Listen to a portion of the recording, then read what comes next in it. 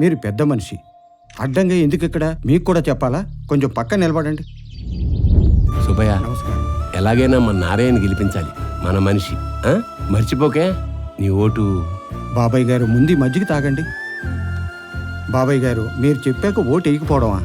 మీరు ఈ నారాయణ కాదు, ఏ నాపరాయణ నిలబెట్టినా కళ్ళు మూసుకుని ఓటేస్తామండి. ఏమండి, మీరు ఆర్టీసీ కండక్టర్ కదా, పైగా గవర్నమెంట్ ఎంప్లాయ్. ఇదేమో పొలిటికల్ మీటింగ్. ఇక్కడేం పనండి మీకు? చక్కగా వెళ్ళి ఉద్యోగం చేసుకోకుండా. నాకు బాధగా ఉంది బాబాయ్, మీరు వెనకుండా నడిపించడం ఏంటి? వచ్చే ప్రెసిడెంట్ ఎలక్షన్స్ లో మీరు నిలబడండి. 100% మేము గెలిపించుకుంటాం. ఈ ఊరికి మీలాంటి నాయకులు కావాలి.